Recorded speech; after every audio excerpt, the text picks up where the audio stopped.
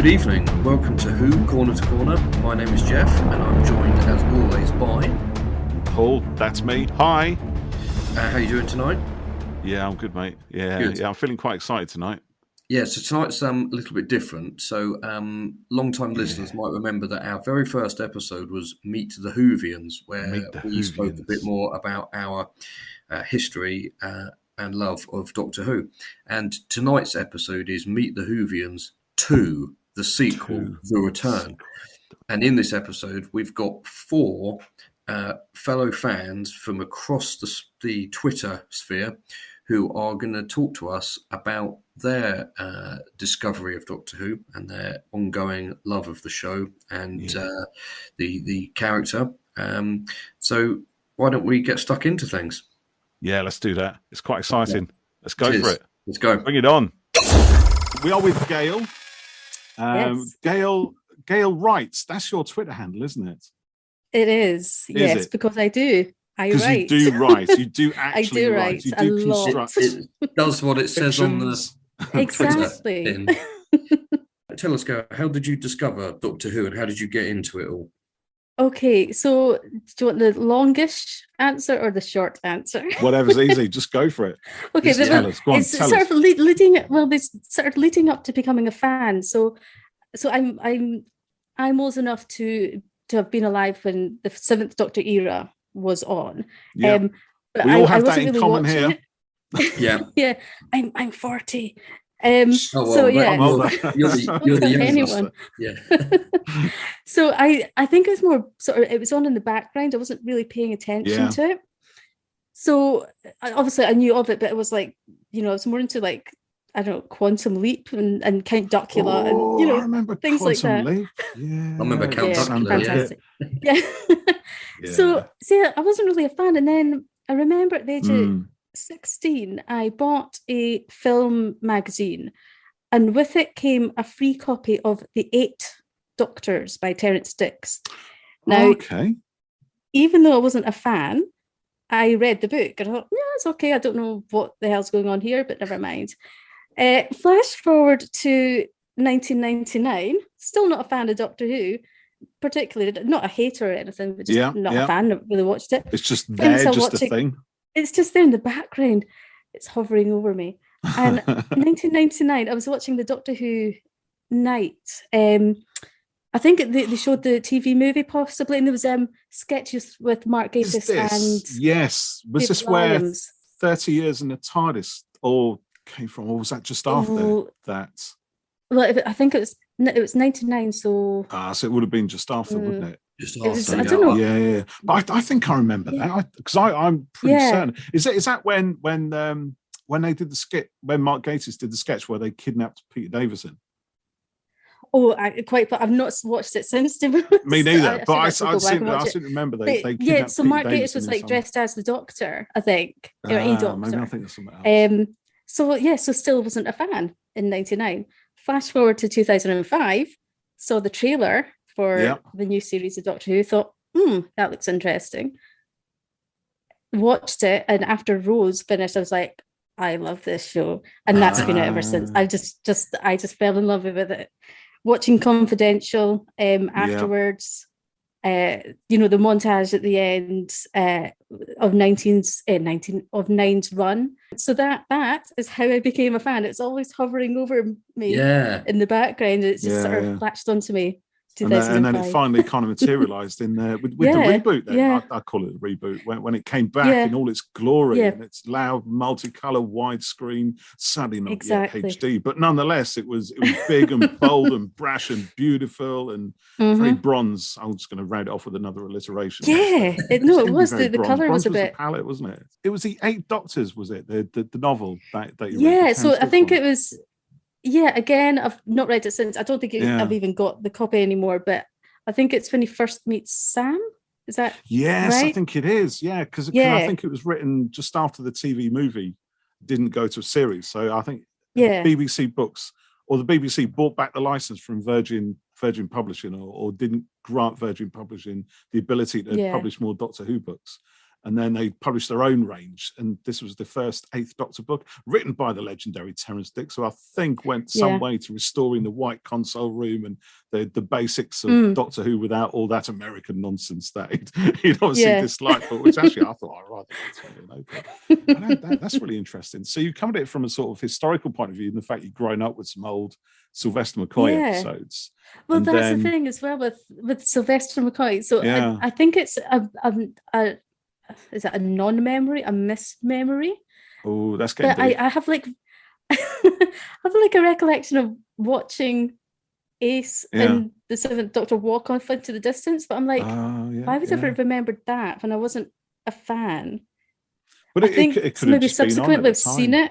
Or maybe it was shown in like the 1999 Doctor Who night, and maybe I just remember that and then sort of just But yeah, it's just been interesting because I've always been a fan of time travel stuff, like Quantum Leap, for instance. So yeah, it's just weird that I never got into Doctor Who.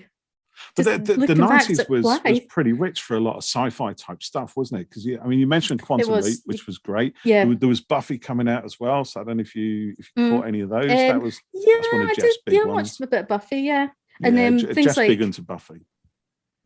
He's going to come back and he's going to listen to this recording and think, "Oh, they were talking about Buffy," and I wasn't even there for it. So we're just going to say it was rubbish, Jeff. Missing the good stuff. Like it was pants. So what was it then about Rose that particularly connected with you? What was going on? I don't know. Just I think, you know what it is? I think what I love about Doctor Who, and I don't want to sound all... That's really put you on the spot now, isn't it? Not Brexit or anything. But I think just I love that it's British, because all these sci-fi things are American, Star Wars and Babylon 5 and things like that. So just to have something little and British, and you get the humor and you get the references. It was just nice, and I thought Eccleston was just fantastic to to use his catchphrase. I just loved the whole thing. I just thought it was great from what's Mark Benton's character, Clive? Oh, Clive, Shifty Clive. Just even. Oh, not Shifty Clive. I liked Clive. He was really nice. Okay, go on. Not Shifty Clive then. No, just lovely Clive. Clive died. Yeah. He did. He died at the hands of Autons. Yeah, evil Autons. Shifty Autons. There we go. Shifty Autons, masquerading as shop dummies. How dare they? Sorry, I'm interrupting you. I do this a lot. No, you're absolutely fine. No.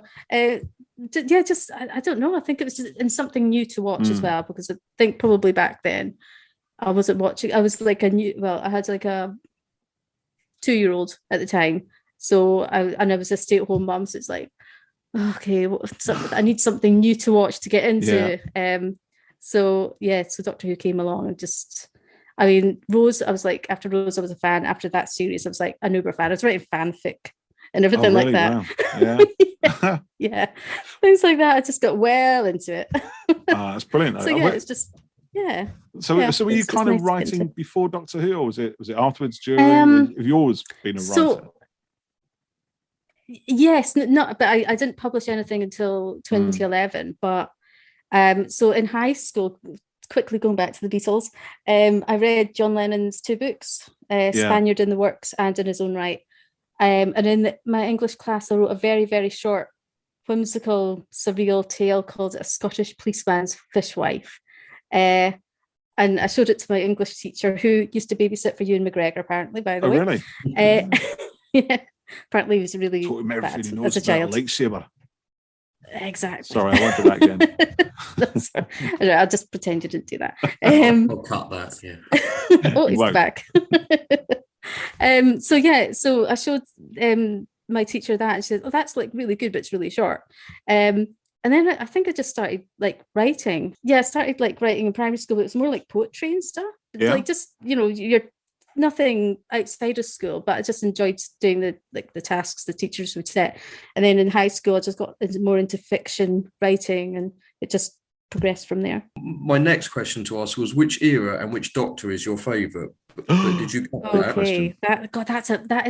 That's the biggest question. He just lands that on people. I honestly can't decide. I think it changes, and especially the favorite Doctor. I don't think I have a favorite, and that's not me getting out of answering the question. I just genuinely, I think I see it because it is the same person, but it's different personalities of the same person. I suppose that I like the Doctor. Yes, if that makes sense. Yeah, it makes perfect sense to me. I sort of. But sorry. No, go ahead. Go ahead. I was going to say I feel similar. I really love 13, but I like all of them because it is essentially the same person, and exactly. well, this is the worst Doctor and things like that. I don't understand that kind of thing because there's different... admittedly, I've not seen all of the classic Who. I'm so sorry. I feel bad. I'll hand my badge in now. You don't need to apologise on this podcast. There's no gatekeeping here. It's I know. It's years worth. So there is a little book which I keep, just certain names. A list of names. Yeah, your little black book with Don't Talk To Again. Yeah, it's a joke. I'm joking. There's no such book at all. If anyone tells you that, it's red. Then they're red. It's just behind you. Yeah. But so I think when it comes to the era, because I've watched some classic Who, not all. So I suppose it'd be modern. I'm going to go. So I've loved all the eras, but I think I hold a fondness for Moffat's era. I think because of my love of time travel, and I wish I could time travel. I seriously, genuinely, I would love that. I think I like the fact he used time travel in his plots. So I think Russell T Davies, or is it Davis? Davies? I never know. Davis. Davis. Yeah. RTD. That'll do. Yeah. RTD. So he just used time travel as like to get from A to B, I think, in his stories, where Moffat actually used it. And I know some people weren't keen on how he used, storylines, and they were convoluted or they were too complex. But I just loved the idea of like using time travel in the actual story itself. Yes, I think I agree. Yeah, and I think series 5 for me is just almost perfection. There's genuinely not really I think it's not almost. I think the Silurian 2-parter, it was good. There's some really good bits. I think just overall, it wasn't as good as the other episodes. I think it kind of stands out. There's a different tone to that, isn't there? I think from the others in that series. Yeah, I mean the ideas and stuff. I don't know if it's execution or what, but just overall, series 5 is just. Yeah, that's brilliant. Thinking about it, that's interesting. It feels a bit more like it was maybe an RTD era, because it was more realistic in a way, whereas the rest of the series is quite kind of fairy tale and quite fantasy in a way. Exactly. That's it. Yeah, it does. Maybe it's got that weird thing at the start where they, in the end, where Rory and Amy see their future selves at one point, and then that doesn't really seem to. Yeah, I thought that was interesting. Yeah, but then that doesn't really go anywhere, does it? It's just a bit of a non sequitur. Exactly. Yeah. Like it was just kind of thrown in. So we might lead to something. We'll just put this in and we'll sort it out later on, which I think was Moffat's kind of thing. Yeah, let's throw all this stuff in. Let's chuck it in. But I think you're right, actually, because for a show that has time travel at its core, there are actually very few, or were very few, time travel based stories or stories that had time travel as a strong part of the driving narrative until... And still Stephen Moffat came along. I think the only one I can really sort of put my finger on, I think, is possibly Day of the Daleks from the classic series, John Pertwee, where gorillas from a future Earth come back in the past to change the future, but end up creating a future and blah, blah, blah, Daleks, and all that sort of thing. So that's pretty cool, which was actually the very first Doctor Who novel I ever read. And that's the one that made me a fan as well and got me into the whole time traveling kind of business. And I think maybe Mordrin and Dead sort of does that in the Fifth Doctor's stories, but there's probably a few more, but it's getting late and I can't really think that much. I'm getting old now, so my brain doesn't work like it used to. It's been a long day. It has been a very long day. This is so true. You are right though, Gail. It was, the episode would open and they'd be, in a time period or something, wouldn't they? It took it from A to B to C to Z and back to L. Exactly. Yeah. And never the straight route. Yeah, and there is a bit of it in the Chibnall era, but I've noticed his episodes tend to be more kind of globe trotting or even kind of planetary and time periods, but not necessarily moving from one, to it in the episode, if you see what I mean. So like, that's a good point. Survivors of the Flux, the Doctor's, between dimensions. Dan and Yaz are back in 1903, 4, 5, whatever. And then you got 2017, 1958. Do you know what I mean? It was all over the place, but not traveling between it physically. But for a show that has time travel at its core, it never actually really kind of utilized it much as a narrative device, into a Moffat. Paul, we're joined here by a name that some of our listeners might recognise, which is BBC William Who from Twitter. Hello. Hi, William. Hello. How are you guys doing? Yeah, good. Yeah, how are you? Yeah, I'm good, thanks. Good to be here. Good. Thank you for joining us. Tell us, how did you discover Doctor Who? Well, it's back 2005 now. My grandpapa was a big fan of Doctor Who growing up. So when the show came back in 2005, he obviously showed me it. And I kind of from there, I've just been watching ever since and found it to be such a great show. And yeah, my enjoyment has just got higher over the years, really. Brilliant. That's great. So how old were you when it came back then in 2005? I would have been 7 years old. Oh my goodness me! This is another one. We're ancient. I know. Honestly, we're bringing in guests, I'm sure, designed to make me feel even older than I already am. Honestly, I feel like an old dinosaur, talking to you young kids out there. So it's been a massive part of your life then, William, isn't it? Since you were, just a whippersnapper, really. So which era of Doctor Who, which Doctor, which are your favourites? I think all Doctors are good. I'll say that from the start. There's not one Doctor yet that I've disliked. Every Doctor is unique in their own way. I'd probably have to say David Tennant, just because obviously I grew up with his era. Yeah. So I probably would have to say him for nostalgia reasons, because I think David portrayed his Doctor brilliantly, and I thought RTD did a great job throughout his era. But I've enjoyed every era in the new series and Classic Who so far. Every era has its moments, in my opinion.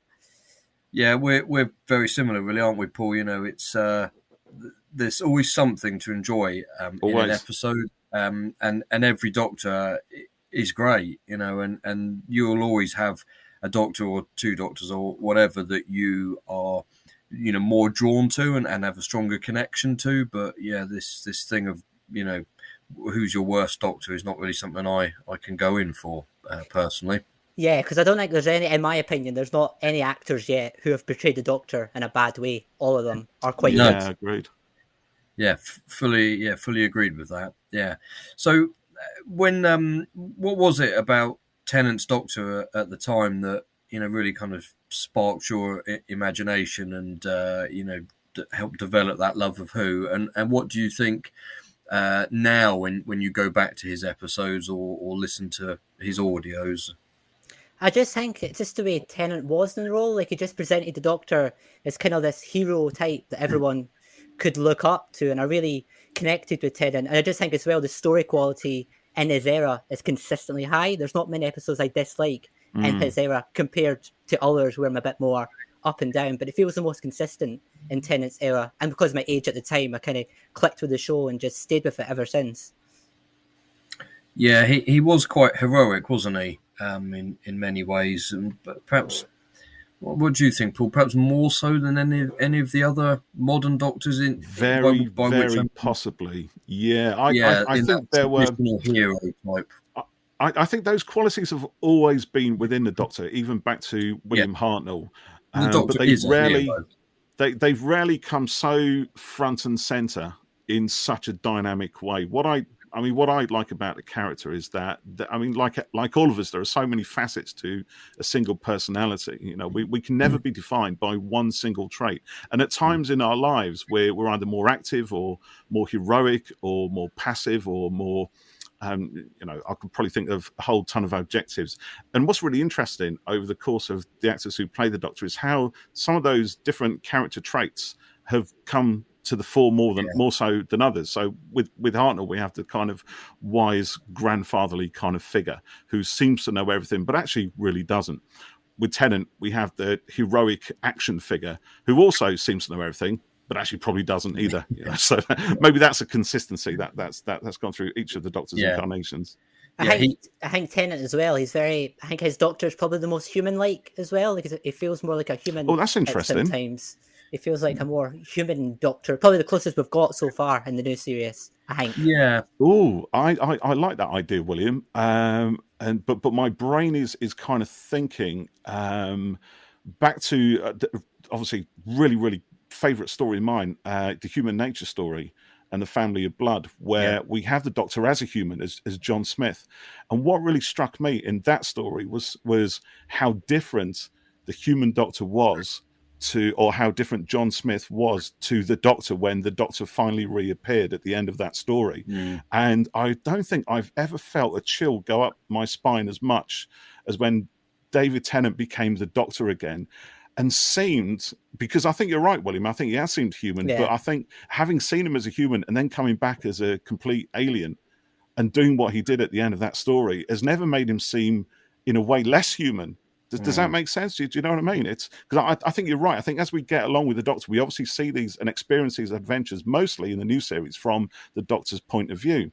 And we obviously kind of empathize and go along with him and everything else. But when we were taken out of that and shown a very human version of the Doctor in John Smith, when it eventually, it was weird because I didn't kind of want the Doctor to come back because I really liked John Smith in a way. That was weird, wasn't it? And I'm pretty sure that was part of the scripting and the storytelling, what they wanted us to feel, perhaps.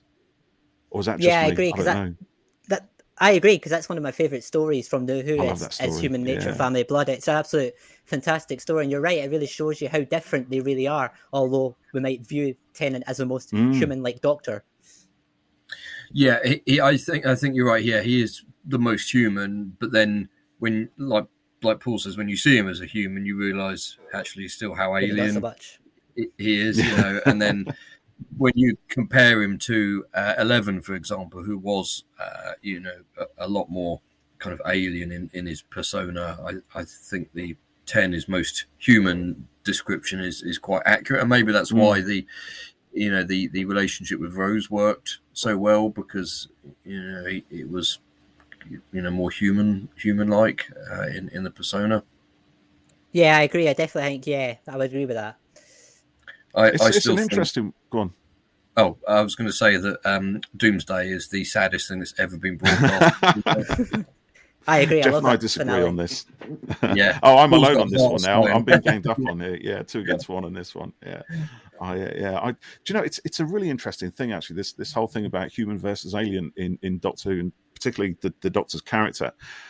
Because, even in the classic series, when we have, Tom Baker, who's the Doctor that I grew up with and seemed the most human for a long old time, certainly more approachable in a way than the earlier Doctors. And yet, Tom Baker's Doctor, the Fourth Doctor, would still do things that kind of shocked you in some way. I mean, Pyramids of Mars, really good story, where having had spent the best part of 3 episodes with Scarman, when Scarman dies, spoiler, the Doctor just casually kind of throws the body to one side on the table or the sofa or whatever it is, just moves it out of the way. And Sarah Jane's quite rightly horrified by that, and there's that kind of, there is that detachment that the Doctor has from time to time, and when we're reminded of it in various incarnations, it is quite shocking in some ways. And I think it's good that the series does that, just to remind us that this character is not a human.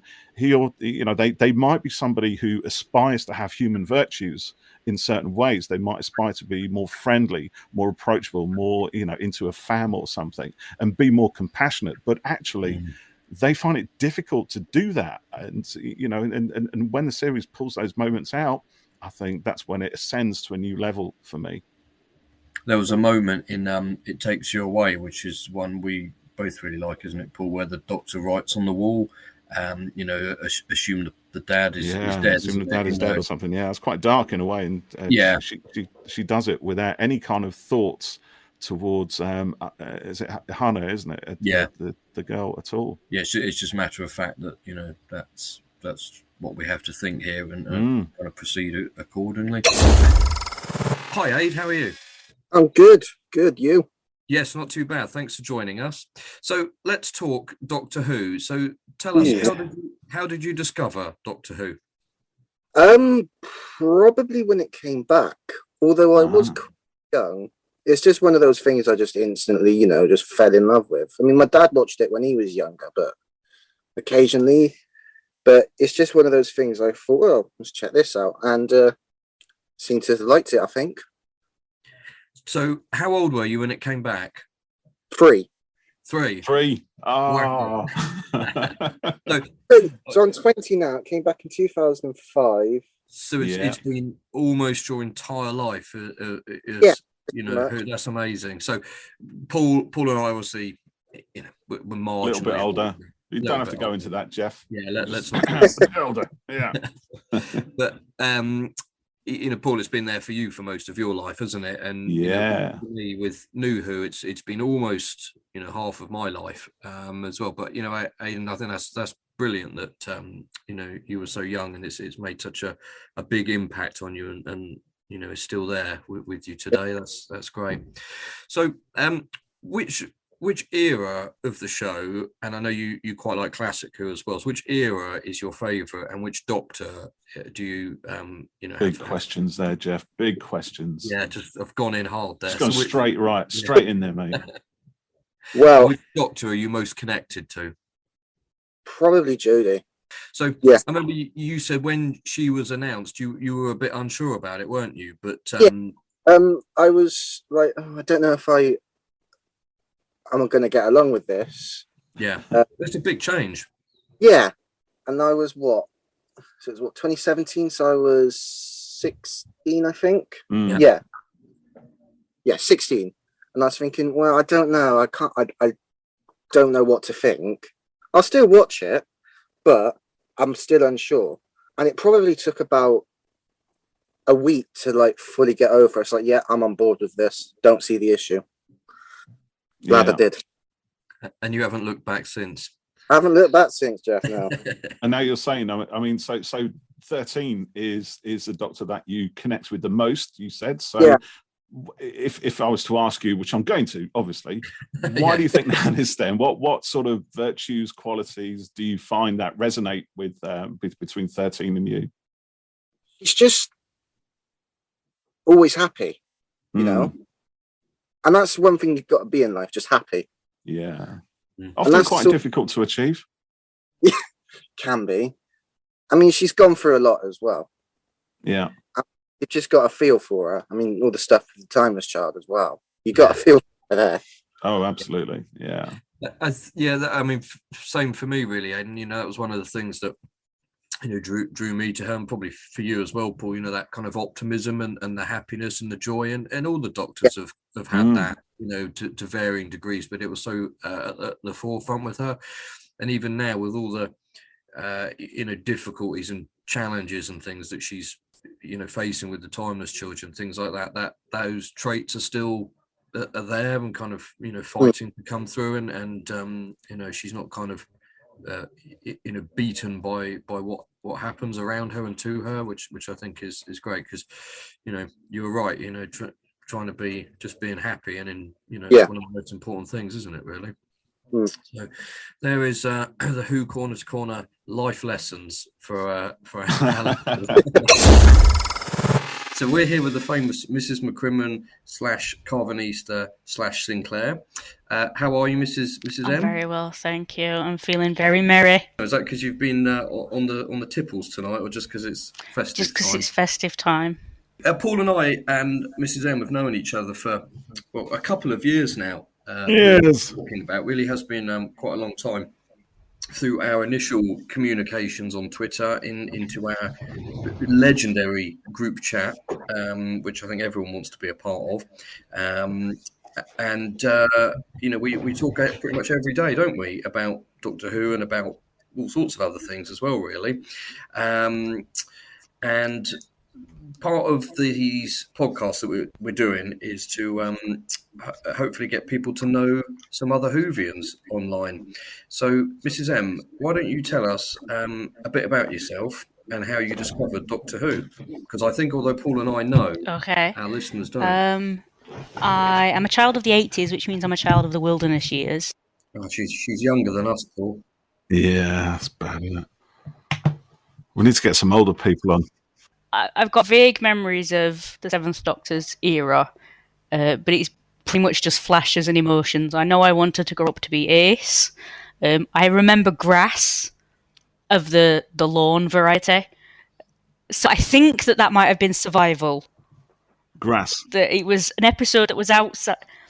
Yeah, that's what I'm thinking. It was an episode outside and there was grass. So I'm thinking Survival. And I've also got a really clear memory for some reason of the android from The Visitation.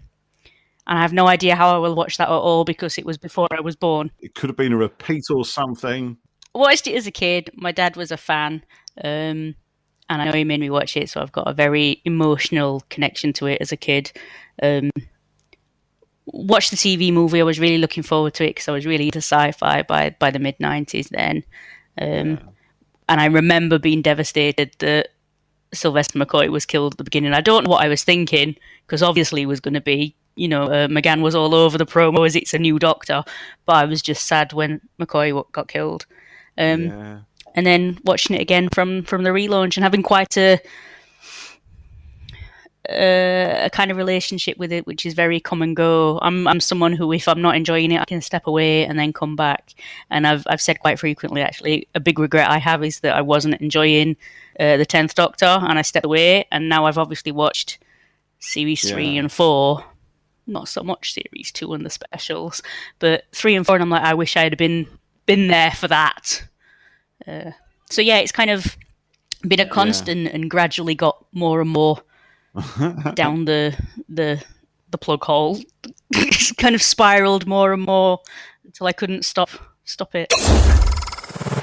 Paul, it's been a really good time talking to different fans. I always love finding out how they discovered Doctor Who, who their favourite Doctor is, or the one that they're most connected to, and in some instances, what they did to keep their love going when during the wilderness years. So yeah, big thanks to everyone who took the time to come and talk to us about that.